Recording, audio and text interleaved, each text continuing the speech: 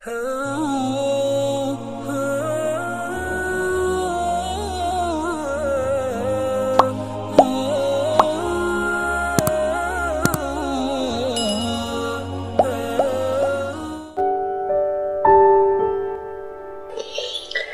mulai sekarang pelajaran-pelajaran patah hatinya. Ini bagian yang menyakitkan. Gimana sih mengatasi patah hati itu dalam cinta? Setelah Jainuddin dalam tanda petik ya dikhianati, dikecewakan secara luar biasa, dia mengalami banyak momen-momen menyakitkan. Pada akhirnya kalau di Buya Hamka, solusi yang ditawarkan adalah meskipun tidak menjadi suami istri, tapi tetap menjadi sahabat yang saling perhatian. Harusnya begitu katanya Buya Hamka. Meskipun di awal-awal kelihatan justru Hayati menghindari Jainuddin. Hayati dinasehati macam-macam oleh Jainuddin, diperingatkan betapa bahayanya pernikahanmu dengan seorang Aziz, tapi Hayati tidak peduli. Ini membuat Jainuddin semakin drop. Coba kita lihat kalimat dari Jainuddin setelah dia dicueki oleh Hayati. Sahabatku Hayati. Ini yang saya sebut solusi ya. Setelah tidak nyambung dalam cinta, diposisikan sebagai sahabat, tidak masalah. Karena sahabat juga masih perhatian dengan pasangannya, ingin kebaikan dan kebahagiaan belaka pada pasangannya. Tentang hubungan cinta sahabat antara dua orang, boleh teman-teman kembali, dulu kita pernah belajar tentang filsafat pernikahan. Antara lain pendapatnya seorang Nietzsche bahwa bentuk cinta yang layak untuk naik ke level pernikahan adalah diawali dari persahabatan. Nah, ini kalimatnya Zainuddin. Sahabatku Hayati, bagaimanakah yang sebenarnya kejadian Hayati? Benarkah sudah ditutup perjalanan hidup kita? Benarkah telah putus pertalian kita dan saya sudah jadi orang lain dalam pemandanganmu? Tidak akan berkenalan lagi, tidak akan bertegur sapa lagi bila bertemu. Benarkah bahwa peringatanmu padaku sehingga ini kertas hanya akan laksana peringatan seorang manusia atas mimpinya yang lama, yang telah dihapuskan oleh pergelaran masa dan pertukaran waktu? Benarkah Hayati bahwa sejak sekarang kitab kita telah tamat? Bila kita bertemu di tengah jalan, yang seorang akan menyisih ke kiri dan yang seorang akan menyisih ke jalan kanan. Alangkah lekasnya hari berubah, alangkah cepatnya masa berganti. Apakah dalam masa sebulan saja istana kenang-kenangan yang telah kita dirikan berdua dihancurkan oleh angin puting beliung, sehingga dengan bekas-bekasnya sekalipun tidak akan ketemu lagi? Ingatkah kau Hayati bahwa istana itu telah kita tegakkan di atas air mata kita, di atas kedukaan dan derita kita?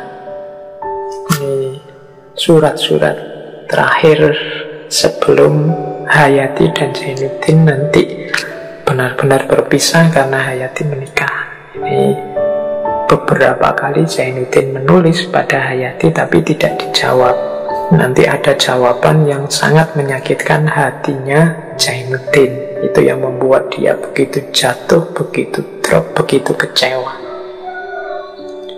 Jadi ini kalau di Buya Hamka ya sebenarnya seandainya putus, orang yang kita cintai menikah dengan orang lain tidak masalah. Toh dua orang itu bisa masih menjadi sahabat. Tidak suami istri, tapi masih saling peduli, saling memperhatikan, masih saling mengingatkan kalau yang lain ada dalam bahaya. Tapi ternyata keinginan yang disampaikan lewat Jalan Zainuddin ini tidak ditanggapi serius oleh Hayati. Ini yang membuat Zainuddin kecewa. Nih, seakan-akan ini pelajaran buat kita ya. Para pecinta itu bukan berarti tamat ceritamu kalau yang dicintai memilih orang lain. Tidak ada urusannya dengan itu. Seperti beberapa sesi cinta sebelumnya. Jadi aku mencintaimu itu tidak ada syarat apa. Bahkan aku akan melindungimu dari segala bahaya, termasuk kalau seandainya ternyata aku ini adalah bahaya buatmu, ya aku akan minggir. Dan ini semangat cinta yang sejati. Yo, diucapkan gini memang puitis indah, tapi dilaksanakan memang berat. Kebanyakan kita ya kalau pas putus ya ceritanya kayak Zainuddin dan Hayati ini, saling dendam, saling marah. Bahkan ada yang kemudian saling mengumbar kejelekan. Karena betapapun dua orang yang pernah dekat itu kan mengerti pasangannya sampai titik paling dalam, itu yang biasanya kalau bisa terus diumbar kemana-mana. Menunjukkan bahwa selama ini cintanya belum murni, belum sejati, hanya menuntut kesenangan egoisnya. Ketika kesenangan ini terganggu, keluarlah, tampaklah aslinya, tampaklah pamrih-pamrih dari cintanya. Baik, ini pelajaran selanjutnya. Kita lanjutkan lagi. Semoga masih belum capek ya teman-teman. Nah, setelah kecewa begitu dalamnya Zainuddin, sekarang kita belajar bagaimana cara mengatasi kekecewaan itu dalam cinta. Kalau di novel Tenggelamnya Kapal Van der Wijk, pelajaran untuk tidak terpuruk terlalu dalam saat patah hati itu keluar dari nasihatnya Muluk kepada Zainuddin. Ini menarik, ternyata yang bisa membangkitkan semangat seorang Zainuddin ini sahabatnya Muluk. Yang Muluk ini bukan orang terpelajar. Dia ini kalau memanggil Zainuddin itu guru. Gimana Pak Guru? Itu kalau di Jawa begitu. Nah, dia memanggil Zainuddin guru karena Zainuddin orang terpelajar dan juga di sana membantu mengajar. Nah, Muluk ini preman. Muluk ini sukanya yo hura-hura dengan teman-temannya yang muda-muda.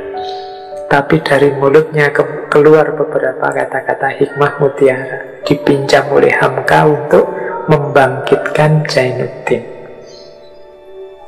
Coba kita lihat apa antara lain kata-katanya Muluk. Ya kalau di novel panjang.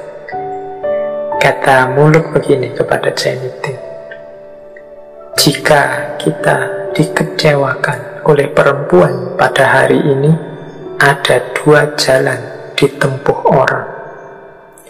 Satu jalan ditempuh oleh orang yang hina dan rendah budi.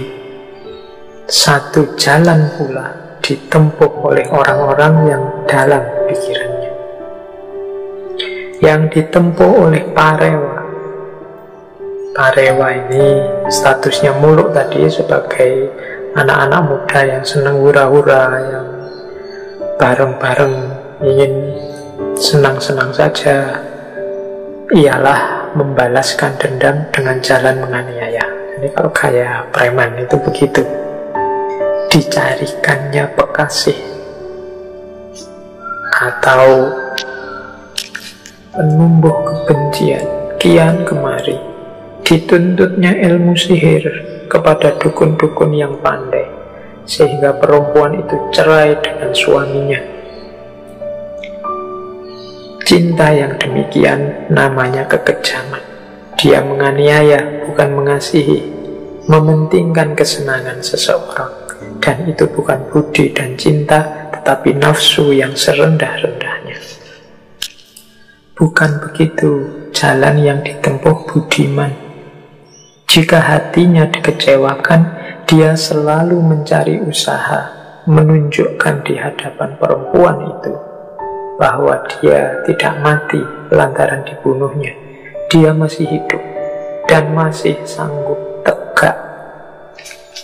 Ini provokasi dari seorang muluk untuk membangkitkan Jainuddin. Jadi kata muluk, Tuan, orang patah hati itu jenisnya dua. Yang pertama orang yang hina dan rendah budinya, yang kedua orang budiman.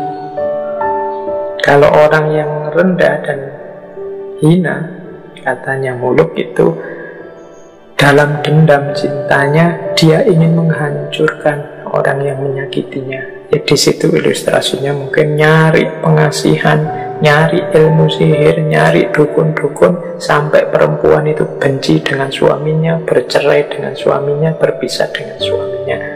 Itu ilustrasi zaman itu. Ya kalau hari ini mungkin membuat fitnah-fitnah, membongkar-bongkar aibnya dan lain sebagainya. Seperti saya bilang tadi, orang yang bersama lama dan dekat itu kan biasanya ngerti aib-aibnya sampai detail.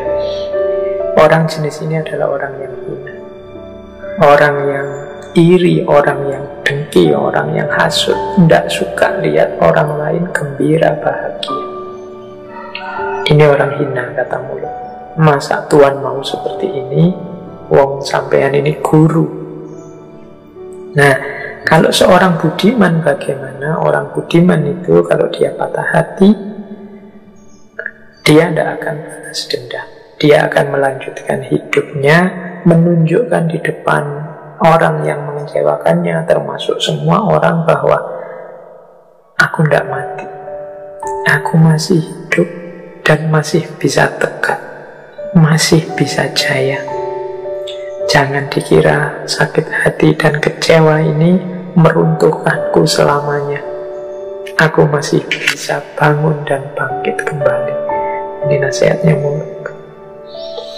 Selanjutnya ada kalimat begini dari Muluk. Lihat anak-anak muda zaman sekarang yang menangis terseduh-seduh minta belas kasihan perempuan. Mau dia berkorban, sengsara, hina, hanyalah mencari apa yang disebut orang cinta. Salah persangkaan yang demikian, hai guru muda. Cinta bukan mengajar kita lemah, tetapi membangkitkan kekuatan. Cinta bukan melemahkan semangat, tetapi membangkitkan semangat. Kalau itu benar cinta, mungkin gitu maunya Muluk. Yuk jangan merengek-rengek, terseduh-seduh minta dibelas kasihani. Cinta itu kekuatan. Kalau kita minta dibelas kasihani berarti cinta kita lemah. Cinta bukan melemahkan semangat, tapi cinta itu membangkitkan semangat. Kalau itu memang cinta sejati, bangkitlah. Tunjukkan kesejatian cintamu.